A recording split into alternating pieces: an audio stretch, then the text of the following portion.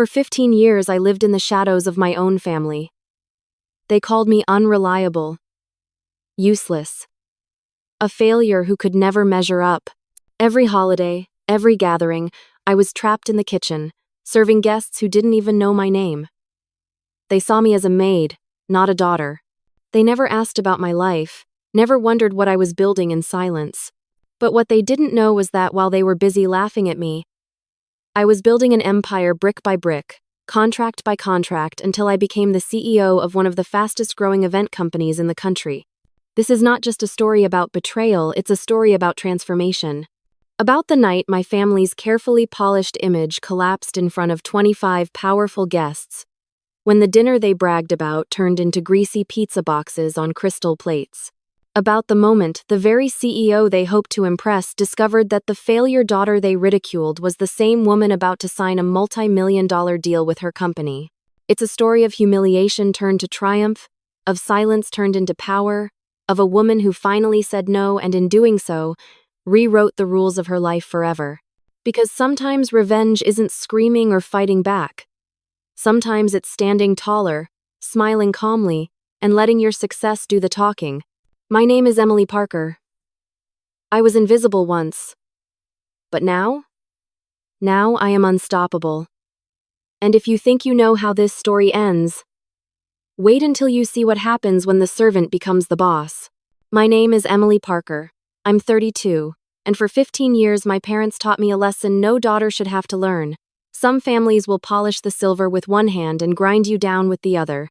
Chicago looked clean and glassy outside my apartment windows that afternoon. The river a strip of cold steel, the sky already dimming the way November does when it decides daytime is optional. I had a half-packed carry-on on the bed, a row of neatly folded suits on the chair, and a to-do list written in block letters that kept my mind from drifting to Boston, to the house where I learned to disappear. You'd think disappearing would be quiet. It isn't.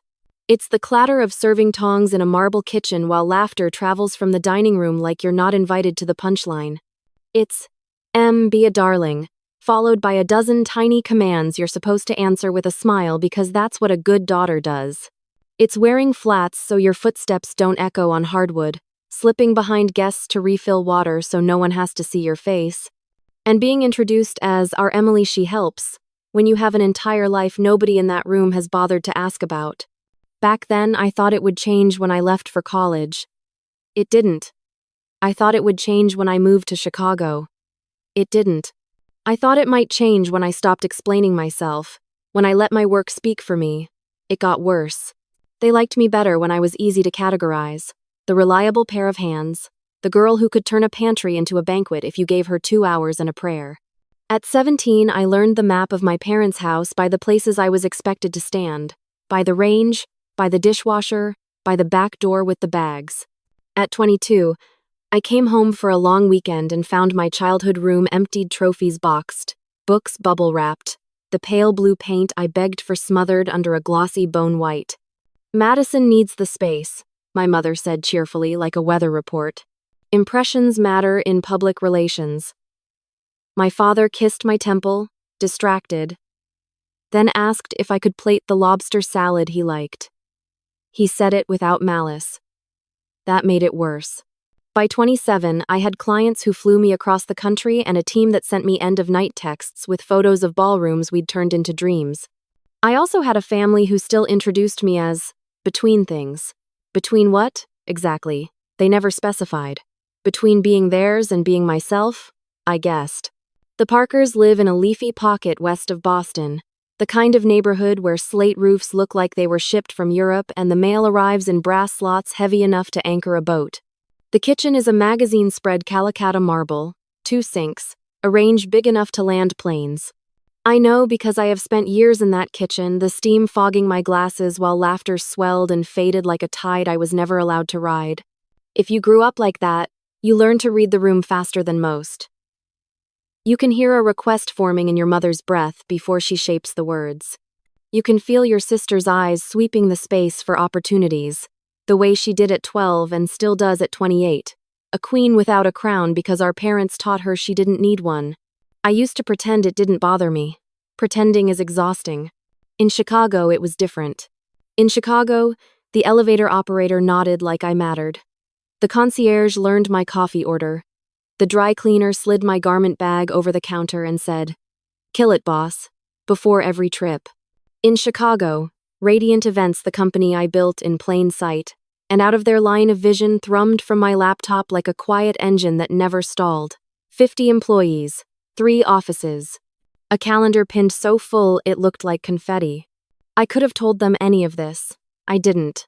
Not because I was hiding, but because I had learned the cost of handing my joy to people who file it under inconvenient.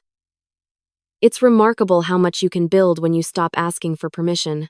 I was folding a charcoal blazer, sharp lapels, clean line, the one that makes me stand an inch taller, when my phone lit up on the nightstand. Catherine Parker. The name glowed with the soft insistence of habit. In Boston, the sun would be slanting through the kitchen windows, turning the counters gold. I could picture my mother exactly. A silk blouse the color of champagne, hair smooth, mouth set.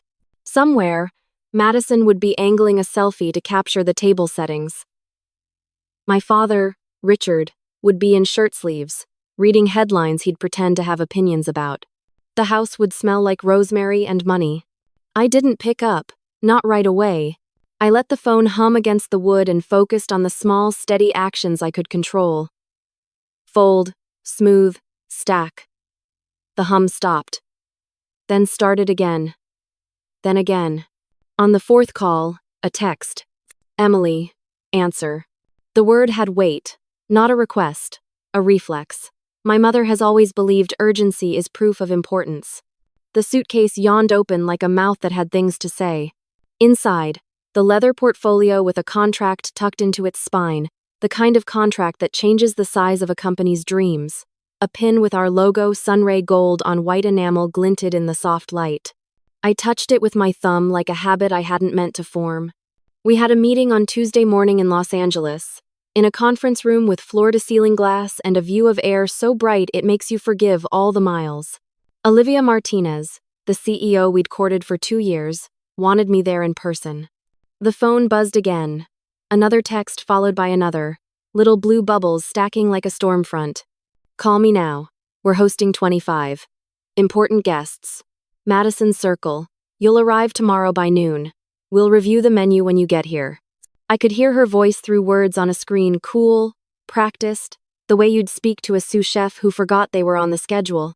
My jaw went tight, then relaxed. It's strange, the body keeping score when your brain insists you're fine. Outside, a siren stitched a thin red line through the city noise. Inside, my apartment was the opposite of their kitchen. Quiet, warm, built to fit the woman I grew into once I stopped shrinking. I set the phone face down and walked to the window. Chicago does this thing in late November where the light turns metallic and even the wind feels professional. It makes promises to people who work. It keeps them. When I turned back, the phone was ringing again. It kept going until the sound felt like a metronome for a version of me I no longer wanted to play. I exhaled, picked it up, and let it ring once more, the old rhythm, before I slid my thumb right and lifted it to my ear. "Hi, Mom. Cancel whatever plans you think you have tomorrow." Catherine Parker's voice snapped down the line before I could even say hello. "This is not optional." Lie. Her tone was that familiar clipped register, half order, half insult. It had the weight of years. I could picture her standing in the kitchen back in Boston, hand on the granite island like a general dictating battle lines. "What's happening tomorrow?" I asked evenly, folding another blazer into my suitcase. "Madison is hosting her professional circle for a Thanksgiving Eve dinner. 25 people. Executives, lawyers, board members, people who matter. They're expecting elegance." She let the word linger like perfume. "You'll arrive by noon to prepare. 7 main courses, 10 sides. I've already planned the menu." My fingers went still. "You want me to cook for 25 guests? With less than a day's notice?" "Don't be dramatic, Emily. You know these things. You should be grateful to help. Your sister is making connections that could benefit the entire family." That word grateful sliced me open like it always did. Grateful for what? For being treated like the hired help in the house where I was born? For watching Madison glide in sequined gowns while I sweated over a 6-burner stove? I stared at the contract peeking from my leather folder, gold embossed letters spelling out Radiant Events, my company, my empire. 5 years of 16-hour days, 50 employees who called me boss, and the meeting that could secure a $2 million deal Tuesday morning in Los Angeles, non-negotiable. My mother's voice droned on, use the good china, the Waterford crystal. These are not your usual crowd, Emily. Don't embarrass us. Don't embarrass us. The words tasted metallic. I thought of all the nights my mother bragged about Madison's PR clients while dismissing my work as a hobby. The afternoons my father introduced me at the country club as between jobs. The summer I came home to find my IT's childhood room gutted, turned into a walk-in closet for my sister's designer clothes. Invisible. Always invisible. Mom, I said carefully, my voice low but steady. I already have plans. There was silence on the other end, sharp and dangerous. What plans? A business trip. She laughed. Actually laughed. Emily, stop with your fantasies. What business? You're between things. Be useful for once in your life. My throat tightened, but I didn't break. Not this time. I'm flying to Los Angeles tomorrow evening. I have a meeting. Her tone sharpened like broken glass. Family comes first. Your sister needs this. You will be here. Do you understand? Family comes first. The phrase rattled in my head like a chain. Family came first when they needed me to chop onions or polish silver. Family came first when Madison wanted to shine brighter by casting me in shadow. Family came first as long as it meant Emily Parker stayed small. I swallowed. No, Mom. Not this time. Silence. Then a hiss. If you walk away from this family tomorrow, don't bother coming back. That. My hands trembled not from fear, but from the surge of something hotter, sharper, freedom. I glanced again at the suitcase on my bed, the airline confirmation glowing on my laptop. Tuesday morning I would stand in a Los Angeles boardroom across from Olivia Martinez, the woman who could change everything for my company. 50 people depended on me. My future depended on me. I breathed in, long and deep, and let the words fall out of me like a verdict. Then I guess this is goodbye. Though, I ended the call. For a moment, the apartment was utterly still. My reflection stared back from the window, city lights glittering behind me. My heart pounded like a war drum, but my spine felt straighter than it had in years. 15 years of servitude ended with one word, number, and for the first time in my life, the air tasted like mine. I dropped the phone onto the bed and pressed both palms flat against the suitcase, grounding myself in the silence. My chest was still heaving, my pulse hammering, but underneath it all was a current of clarity. For once, I had chosen myself. The irony wasn't lost on me. While my mother barked orders about truffle oil and seating charts, she had no idea the daughter she dismissed as between things had been quietly running one of the fastest-growing event companies in the Midwest. I walked to the closet and pulled down the leather portfolio I kept tucked away on the top shelf. Inside was a contract embossed with the golden crest of Radiant Events. 5 years of sleepless nights had built that name. 5 years of saying yes to myself when my family's only word for me was no. At first, Radiant Events had been nothing more than a laptop, a rented storage unit, and me hustling every corporate gig I could land.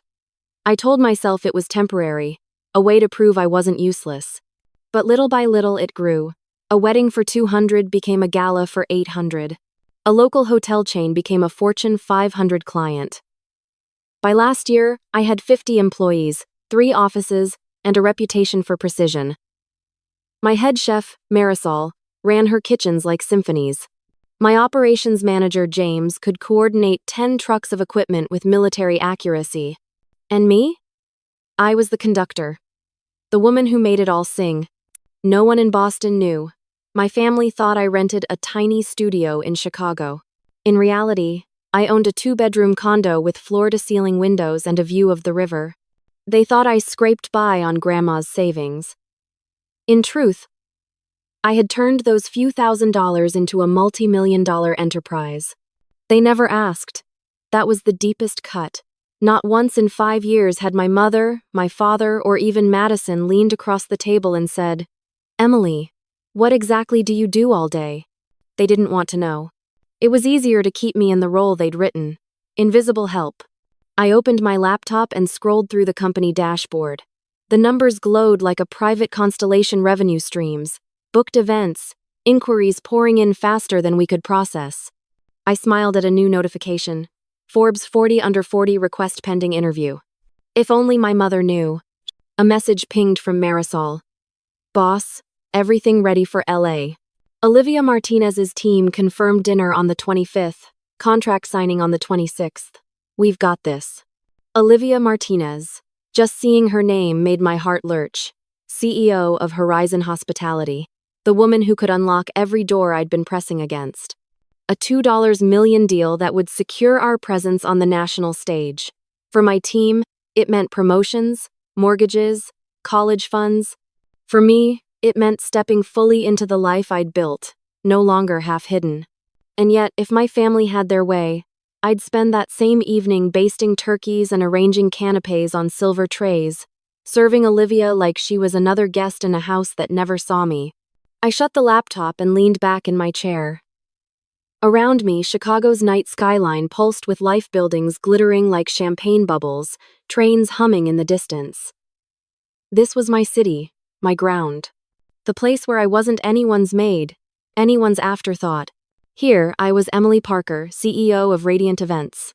And in less than 48 hours, the entire world, my family included, would know it. The phone lit up again. This time, I didn't ignore it. I let it buzz 3 times before swiping right, bracing myself. Finally, my mother snapped, her voice sharp enough to slice through the quiet of my apartment. I was beginning to think you'd lost your mind. We don't have time for games, Emily. I swallowed the burn in my throat. Mom, I can't do it. No. For a heartbeat, there was silence, heavy, dangerous silence. Then came the hiss, low and lethal. What do you mean? You can't. I have a business trip, I said steadily. Eyes fixed on the skyline glittering outside my window. I'm flying to Los Angeles tomorrow night. I can't be in Boston. A brittle laugh crackled down the line. Business trip? Emily, stop embarrassing yourself. What business? You've been between jobs for years. What are you even talking about? The words landed like old bruises pressed too hard. My chest tightened, but I held my ground. I'm the CEO of Radiant Events, Mom. I employ 50 people. I have contracts that matter. I can't cancel because you need a free caterer. Her laugh turned cruel. A CEO? Don't be ridiculous. You cook sometimes, that's all.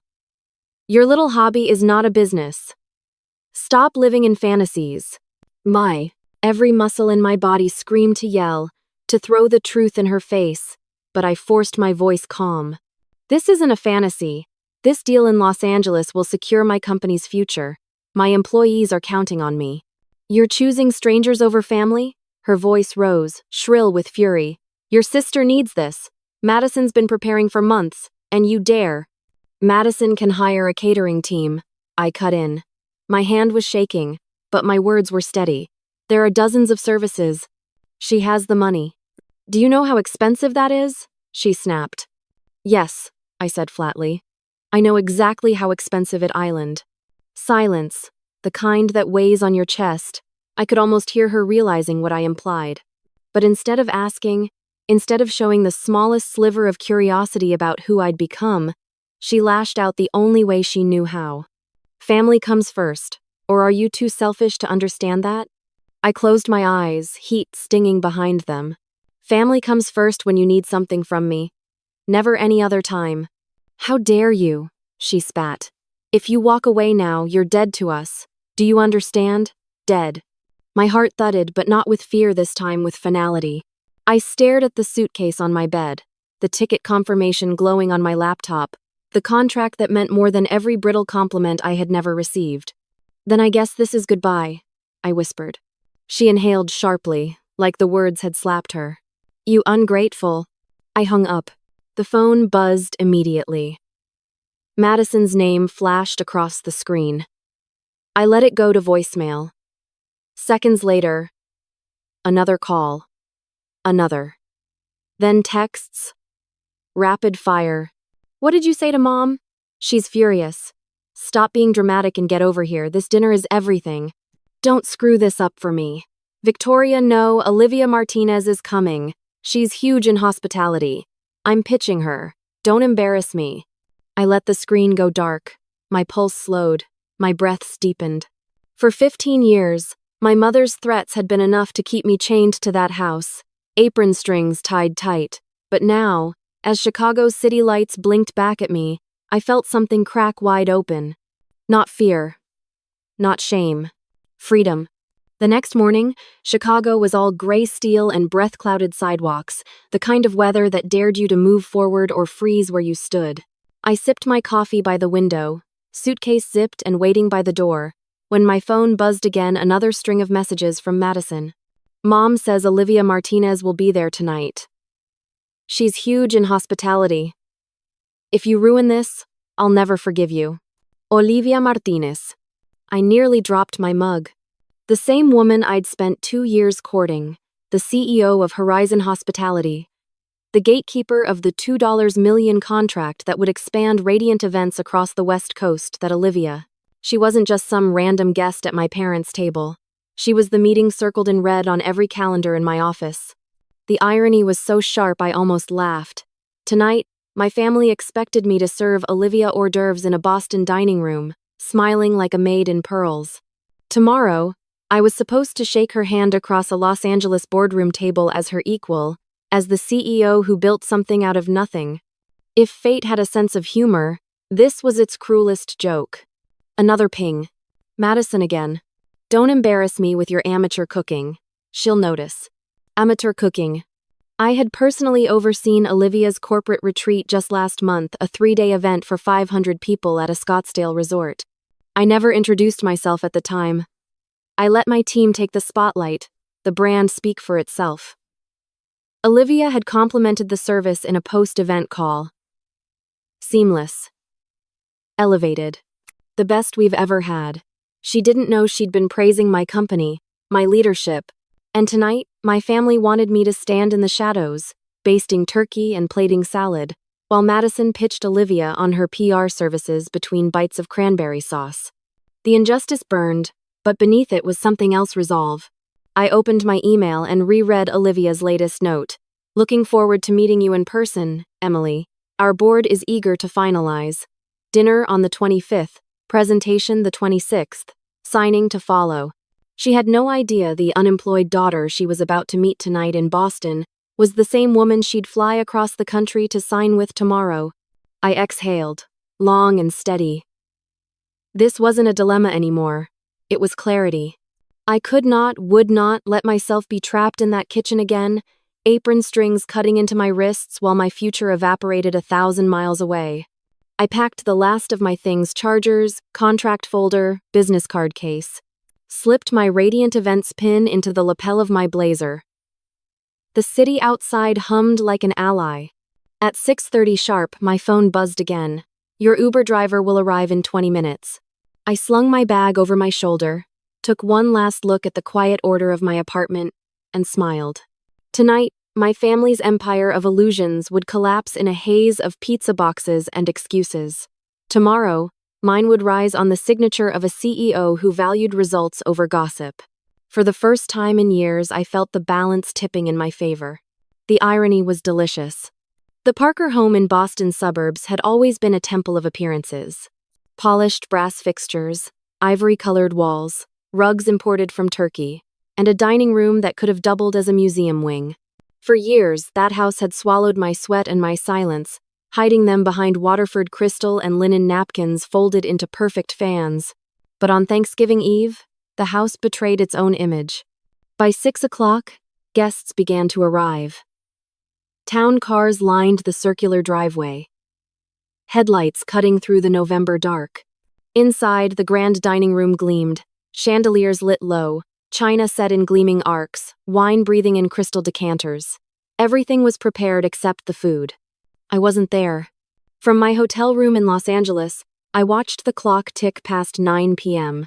Eastern Time, phone buzzing with frantic notifications. I hadn't meant to turn it on, but curiosity and a streak of poetic justice made me swipe. The messages painted a vivid picture. Madison at 6:12 p.m. Where are you? Guests arriving. Mom is panicking. Madison again at 6:37. Kitchen empty. No prep. Do you understand what you're doing? And my father, usually silent, at 6:45. Your mother is unraveling. Please reconsider. I could see it as if I were there, my mother pacing the kitchen in her silk blouse, hair perfectly smoothed but hands trembling. Madison darting between the entryway and the dining room, pasting on smiles, whispering excuses. My father standing stiffly by the fireplace, pouring drinks to distract nervous guests. By 7 o'clock, the cracks were impossible to ignore. Text, 7:03 p.m., Madison. We're out of time. Mom says it's your fault. Everyone will know. At 7:18 another, we're ordering pizza. On Thanksgiving Eve. Do you hear yourself? I laughed out loud in my hotel room. The kind of laugh that comes when years of humiliation finally tilt back toward justice. In Boston, the scene must have been theater. Picture it. 25 of Boston's elite attorneys, investors, Madison's colleagues seated at a 12-foot mahogany table, polished to a mirror sheen. Their host, Catherine Parker, the woman who built her social reputation on elegant entertaining, standing with flushed cheeks and forced composure. And then, the delivery men arriving at the front door with stacks of cardboard boxes. Papa John's. Domino's. Grease seeping into corrugated cardboard, steam fogging flimsy lids. I imagined the hush when Catherine lifted the first box and slid greasy slices onto china worth more than most people's rent. I imagined the chandelier light bouncing off pizza oil instead of hand-glazed sauces. I imagined the whispers, "This is the Parker dinner party? This is what she bragged about for weeks?" At 7:47, Madison again. Mom is telling everyone you're unstable. That you ruined this on purpose. Victoria Martinez looks disgusted. People are leaving early. Victoria. Olivia Martinez. The same CEO who would meet me in Los Angeles the next morning. The irony twisted into something sharper than satisfaction. My mother, desperate to protect her image, was actively destroying it. In her panic, she had revealed more than she meant to. She had shown everyone exactly how fragile her empire was, that without me in the kitchen, the facade collapsed. And she was dragging my name through the mud in front of the one woman who mattered most to my career. But here's the thing about truth, it always finds its way. At 8:15, Madison again. Guests furious. People laughing behind their hands. We'll never recover. 8:27. Mom says you're dead to her. 9:10. Party's over. Everyone gone. Olivia left before dessert. I put my phone down, ordered room service herb-roasted salmon with a side of champagne and ate slowly, savoring each bite. For once, I didn't have to inhale food over a sink, rushing back to stir pots or white plates. I wasn't running myself ragged to cover someone else's pride. I thought about the people at that table, watching my mother crumble. About Madison's desperate smile as she tried to pitch PR services while sliding greasy pizza onto fine china. About my father, silent, probably pouring scotch for himself this time. And I thought about Olivia, poised, discerning, a woman who could read a room better than anyone. She had seen the chaos firsthand. Tomorrow, she would see me. In Boston, humiliation reigned, but in Los Angeles, triumph was already in motion. The next morning, as sunlight spilled across my hotel bed, I checked my phone again. Dozens of missed calls, dozens more texts. My mother's voicemails were unreadable from the sheer rage in the transcription. My father's messages were clipped, pleading. Madison's oscillated between fury and desperation. You've destroyed us. How could you? Please, call. We can fix this. I stared at the words, and for the first time in years, I didn't feel guilty. I felt free. This was what it looked like when a family's carefully staged illusion cracked open. This was what it looked like when people who had relied on you to stay small discovered you weren't small anymore. Sometimes karma doesn't whisper. Sometimes it arrives in grease-stained boxes and cardboard lids. On a holiday when the whole world expects perfection. And sometimes, It tastes exactly like justice. The next evening, Los Angeles glowed like a living flame. The city stretched wide beneath my hotel balcony, lights shimmering across the basin, the Pacific dark and endless beyond. My suitcase was neatly tucked into the closet, my contract folder resting on the desk like a sealed promise. Everything I had built, the sleepless nights, the whispered doubts, the determination to succeed without permission, was pointing me toward this moment. At 6:45 p.m., I walked into the rooftop restaurant where Olivia Martinez had arranged our pre-meeting dinner. The room was all glass and firelight, the kind of place that made you straighten your posture the second you stepped inside.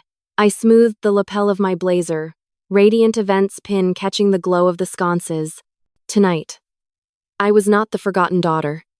Tonight, I was the CEO. Emily Parker, a hostess said warmly, scanning the list. Miss Martinez has just arrived. Right this way. Olivia was waiting by the window, framed by the last streaks of sunset. Tall, elegant. The kind of presence that drew attention without asking for it. She turned as I approached, her expression tired but gracious. "Emily," she greeted, extending a hand. Her grip was firm, her smile measured. "I owe you an apology. I'm running a little behind. My day has been unusual." I returned the smile. "No worries. Travel this time of year can be brutal." She let out a quiet laugh. "It wasn't the travel. I just came from Boston. A dinner party." She shook her head, disbelief flickering in her eyes. "You wouldn't believe it." My pulse stumbled, but I kept my face neutral. "Oh?" It was supposed to be elegant, one of those perfect suburban showcases. The hostess promised an elaborate meal cooked by her daughter. 25 guests. Big names. But we walked into chaos. No food prepared, the hostess scrambling, and then pizza delivery. Papa John's on Waterford Crystal. Can you imagine? I let my brows lift, just enough. "That sounds rough." She laughed again, this time sharper. "That's not even the worst part. The woman spent the whole evening bad-mouthing her daughter. Said she was unstable, unreliable, couldn't hold a job. Told anyone who would listen how the girl usually just cooked for them but had abandoned them this time." Her eyes narrowed, studying me without malice, only curiosity. "Funny coincidence, though. Their last name was Parker. Same as yours." My chest tightened, but I didn't blink. "Small world," I said softly. Olivia tilted her head. "Small world indeed." We sat, menus open but ignored. She leaned forward, lowering her voice. "I have to admit, it was the most unprofessional evening I've ever attended. I left after 20 minutes. But it left me wondering what kind of family publicly humiliates their own child like that." The chandelier light flickered against the stem of my wine glass. My hand stayed steady as I lifted it. "Some families," I said evenly, "don't see the value in their own, until it's too late." Something flickered in her gaze, but she didn't press. She closed her menu with a decisive snap. "Let's talk about something more pleasant. Your company, Radiant Events, has been on my radar for 2 years. Everyone I trust in hospitality says the same thing. You're different, smarter, precise, authentic." Yukon. Warmth spread through me, not the shallow warmth of approval I used to beg for at home, but the deep, steady heat of earned recognition. We pride ourselves on consistency and innovation. Every event is more than logistics, it's an experience people remember. Olivia nodded slowly. "That's what drew me to you. We've worked with larger firms, older names, but they all feel mechanical. Radiant has soul." She leaned back, her eyes sharp now, calculating. "I'm curious, though. How does a woman build all this 50 employees, national contracts, industry buzz without any family money or connections?" I hesitated only a beat. Then I answered honestly. "By being underestimated. By learning to make silence work for me. By building an empire in the shadows of people who thought I was nothing." Her lips curved, not quite a smile, but something like respect. I like that answer. Dinner passed in a blur of flavors I hardly tasted. We spoke of logistics, contracts, expansion opportunities, mutual values. Every time I looked up, Olivia's eyes held mine, steady, assessing. And every time, I met them with the calm of a woman who had nothing left to prove to the people who once dismissed her. But the true reckoning came the next morning. The Horizon Hospitality boardroom was all glass and chrome, the Pacific gleaming beyond like liquid silver. I stood at the head of the table, portfolio open, presentation slides glowing behind me. My team's work spoke for itself: flawless execution, innovative design, profit margins that sang. Olivia listened intently, nodding at key points. Her executives whispered to one another, impressed. Everything was moving exactly as it should, until the door opened. Her assistant hurried in, tablet in hand. "Miss Martinez, you'll want to see this." Olivia frowned, swiping across the screen. Her expression shifted: curiosity, then confusion, then shock. She turned the tablet toward me. On the display was a photo from my parents' dining room. The Thanksgiving wall portrait, taken just last year. Madison beaming front and center, my parents flanking her with practiced smiles. And me blurry in the background, half hidden, holding a tray. Olivia's gaze lifted, locking onto mine. Her voice dropped into something almost reverent. "Is this you?" I inhaled, steady as stone. "Yes." "Then, Margaret Parker is your mother?" "Yes." The room went utterly silent.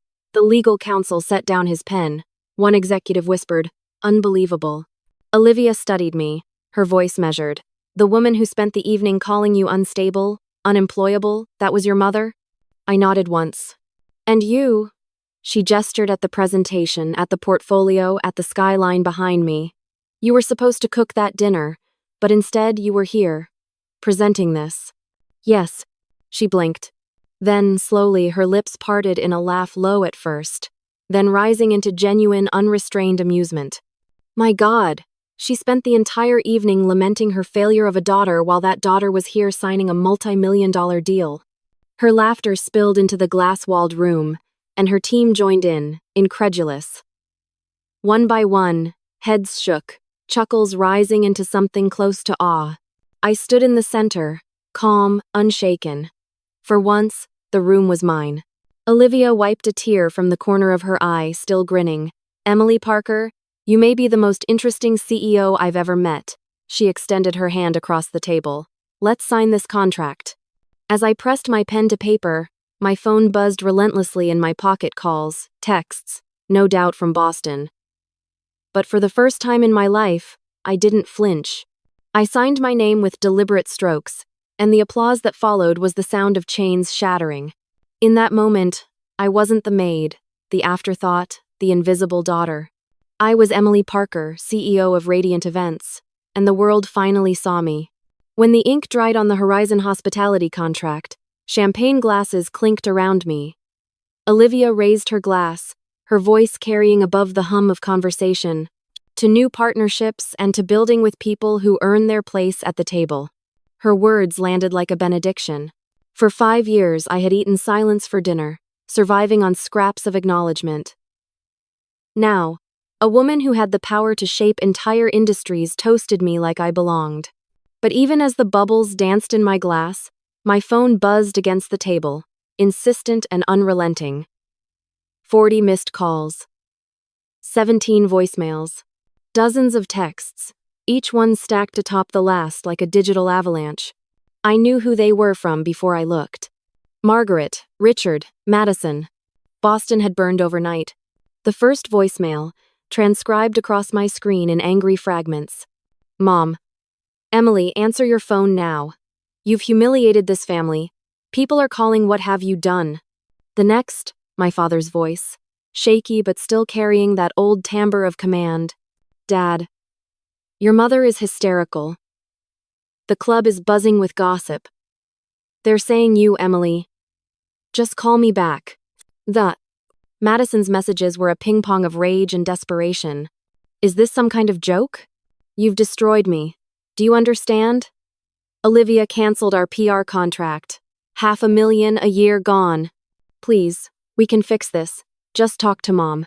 I set the phone face down and sipped my champagne. My hands were steady. The fallout unfurled quickly, like dominoes tipped by one push. By Friday, my mother had been quietly removed from 2 of her charity boards. The official statement cited restructuring. Everyone in Boston knew the truth. The woman who once prided herself on being the queen of hospitality had served Papa John's on fine crystal in front of half the city's elite. And now the magazines, the very ones she used to clip articles from, circulated the photo of her dining room, pizza boxes slumped on a mahogany table. My father's golf partners whispered on the back nine. "How could you not know your own daughter was a CEO?" he confessed to me later, his voice stripped of arrogance. "They ask it like I should have seen you standing right there the whole time. But I didn't. We didn't." And Madison, poor, perfect Madison, watched her client list hemorrhage. Horizon Hospitality wasn't just a client, it was her flagship, the contract she used to lure others. When Olivia pulled out, the rest followed like birds startled from a wire. Within a week, her firm was a hollow office and a stack of unpaid invoices. Her texts grew more erratic. "You think you've won? You've ruined us all. Mom won't stop crying. Dad can't show his face. People whisper about me everywhere I go. Please, Emily, just tell them." It isn't true. But it was true. Every word. Meanwhile, Radiant Events thrived like never before. The Forbes article dropped at midnight. Cover photo blazing with my face, headlines stamped like a victory banner. From invisible to invaluable. How Emily Parker built an empire without family support. The phone in my office rang nonstop the next morning. Requests poured in: conferences, weddings, celebrity galas. Former skeptics who once dismissed me now scrambled for my calendar. Maria, my head chef, cried when I told her we were hiring 20 more staff.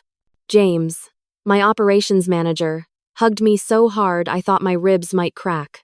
"You did it," he whispered. "You really did it." And for the first time, I let myself believe it. By the third day, the Parker family's carefully crafted reputation was rubble. Gossip columns dissected the Thanksgiving pizza fiasco. Former friends avoided their calls. The country club suspended my mother's membership, citing conduct unbecoming. My father retreated into silence, his phone calls to me clipped, almost apologetic. But it was Madison's voice message that lingered longest. Her voice was small, shredded. "I was jealous, you know. Mom made me feel important by making you feel small. It worked. I thought it made me stronger. But now, everything's gone. They're all laughing at us. And you're everywhere. Forbes, LinkedIn, Olivia's posts. Emily, you've destroyed me. Are you happy now?" I sat in my office, the city humming outside my windows, and for once, I didn't feel guilt pressing on my ribs. I felt whole. "No, Madison," I whispered to the empty room. "I didn't destroy you. I just stopped destroying myself." The avalanche slowed, but the silence that followed was heavier than the noise. 3 weeks later, my father called me directly. The man who rarely picked up the phone unless there was a crisis now sounded older, softer. "Emily," he said. "Just my name. No edge. No demand." I knew. "A long time ago, I saw a business registration with your name on it. Mail got mixed up. Your mother said it was a phase, but I should have asked. I should have seen you." My throat tightened, but I didn't answer. He sighed. "It was easier to let her version of you stand. Easier to play along than to fight her. That was cowardice, Emily. And I am ashamed." The words should have healed something. Instead, they settled like dust. Too little. Too late. For years, I had been the invisible one, standing in the shadows while my family built illusions out of glass and lies. But now the roles had shifted. They were the invisible ones muttering excuses, fading from the spotlight, stripped of the borrowed dignity they once wore like crowns. And me? I was standing center stage, no longer asking for permission to exist. The consequences weren't mine to carry anymore. They were theirs. It was 3 months before I agreed to see them. By then, Radiant Events had doubled in size. We'd opened a 4th office in San Francisco, hired 30 new staff, and booked out 18 months of events. The Food Network had even aired a feature on us, Behind the Scenes with Radiant Events, painting me not as some underdog but as a woman who refused to stay small. My family, meanwhile, had vanished from Boston Society's front pages. The silence was louder than any headline. They had gone from constant hosts to whispered warnings, the Thanksgiving pizza fiasco still circulating like a parable of pride. Madison's PR firm had folded. Her name, once stitched into every social gathering, now drew raised eyebrows and awkward silences. My mother, I heard, rarely left the house. My father's golf buddies no longer invited him to the back nine. When the request to meet came through, first a text, then a voicemail, then a letter I didn't answer right away. It was only when I felt steady enough, grounded enough, that I responded with one line: dinner. Neutral ground. My terms. The restaurant I chose was in downtown Chicago, one of those sleek, modern places where everything gleamed steel and glass, where the servers wore black and spoke softly. My territory, not theirs.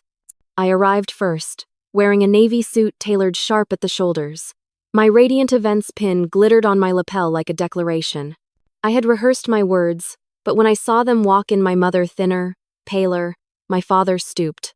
Madison without her usual sheen of confidence, I realized I didn't need a script. The years had written one for me. We sat at a table by the window. The skyline stretched wide beyond the glass, a living reminder of the city that had raised me when they would not. Before anyone spoke, I set a single sheet of paper on the table. "These are my terms," I said. My voice didn't waver. My mother blinked, confused. My father leaned forward. Madison crossed her arms, defensive. "Read them," I instructed. The list was simple. 1. Equal respect or no contact. 2. No more servant treatment. Ever. 3. Public acknowledgement of my success. 4. Genuine apologies. Not performance. 5. Therapy, family, and individual. This is non-negotiable, I continued. If you want me in your lives, you accept these. If you don't, that's your choice. But I won't step back into the role you built for me. I am not your servant. I am not your scapegoat. I am your daughter. Your sister and I will only return on those terms. Silence spread like frost across the table. Finally, my mother spoke, her voice trembling. "Emily, we've lost everything. My reputation, Madison's clients, your father's standing. Please, don't." I raised a hand. "That isn't my responsibility anymore. I warned you. With my silence for years. You chose not to listen." "No," my father exhaled shakily. "We're not here to blame you. We're here to ask for a second chance." His voice cracked on the last words. "I should have defended you. I should have seen you." Madison's eyes were glossy. For once, she didn't try to hide behind sharpness. "I was jealous," she admitted quietly. "Mom made me feel special by making you feel small. I clung to that. I see how sick it was now.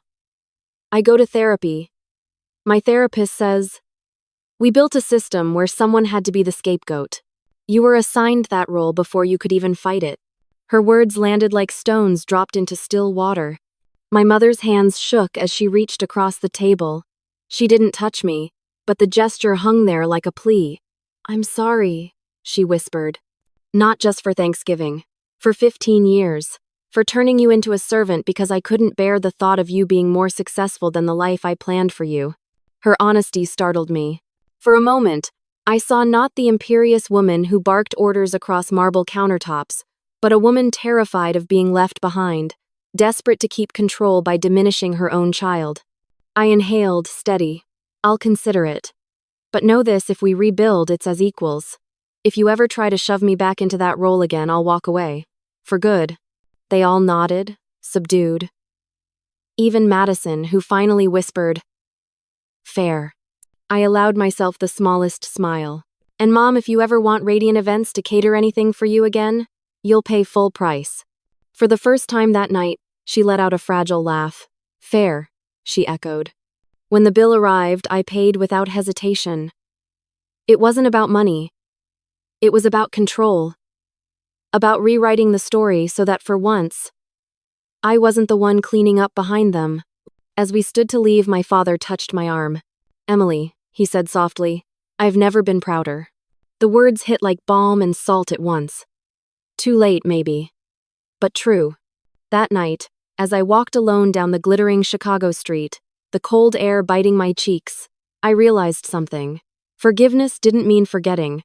Boundaries weren't walls, they were doors, and I finally held the key. The Parkers could rebuild their image, their relationships, their sense of family, but only if they met me where I stood now, not as their maid, not as their scapegoat, but as Emily Parker, CEO. For the first time in my life, I wasn't negotiating for scraps of respect. I was dictating the terms. And it felt like power. 6 months later, the skyline of Chicago glittered outside my windows as waiters in crisp black jackets moved gracefully through my apartment. Not the Parker house in Boston. Not the marble kitchen where I used to burn my hands to serve other people's pride.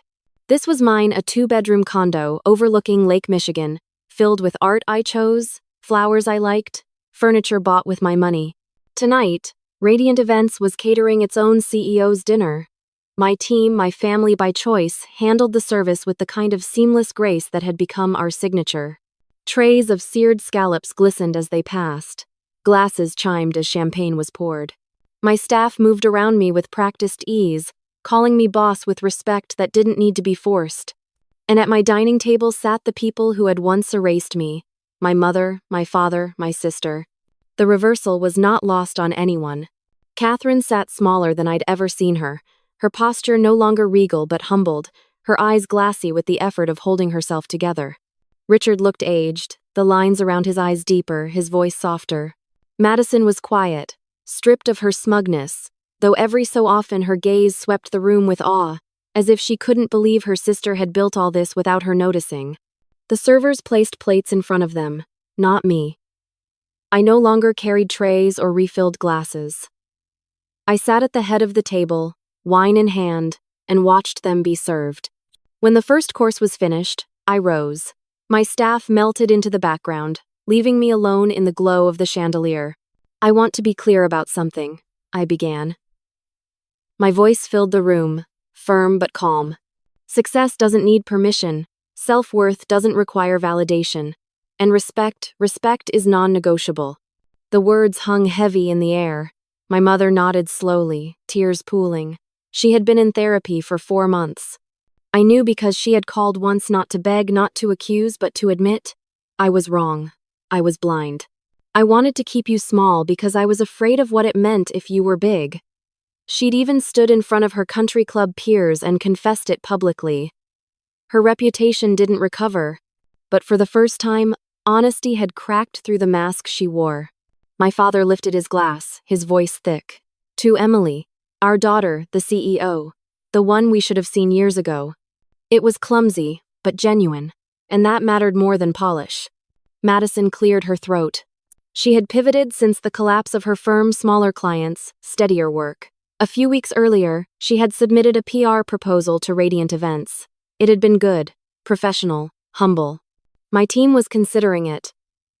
Tonight, she didn't posture. She simply said, "I'm proud of you, Em. I mean it. I hope I can rebuild the way you did." For a long moment, the silence was thick with things unsaid. Then I smiled, genuine, small, but real. We'll see. 9. Radiant Events had grown beyond anything I once dared dream. 100 employees across 5 cities. Contracts booked 2 years out. Olivia Martinez had become more than a client. She was a champion, introducing me at conferences as the woman who turned invisibility into influence. The Food Network documentary had aired to acclaim, titled Invisible to Invaluable, The Emily Parker Story. Emails flooded in from strangers across the country, women, men, people who had been told they were nothing, thanking me for showing them what was possible. But the most powerful change was in me. I no longer shrank to fit. I no longer bent to soothe. I no longer dimmed my light so others could feel bright. Each morning I looked in the mirror and reminded myself, I'm Emily Parker, CEO of Radiant Events. Not the family servant. Never again. That evening, after dessert had been cleared and my staff was quietly wrapping up, I walked my family to the door. For once, I wasn't anxious for their approval, nor terrified of their judgment. As the elevator doors closed on them, my mother glanced back, eyes wet. "Thank you for inviting us, Emily." I nodded. "Thank you for respecting me." The doors shut, and the apartment returned to quiet. I stood by the window, watching the lights ripple across the lake, the city alive beneath me. Success, I had learned, was the best response to disrespect. But boundaries clear, firm, unshakable were the greatest gift I could ever give myself. Some people rebuild their families, others rebuild themselves. I had done both. And as Chicago's night hummed around me, one truth echoed clear as crystal: your value doesn't decrease because others fail to see it. And I would never ever let anyone forget that again.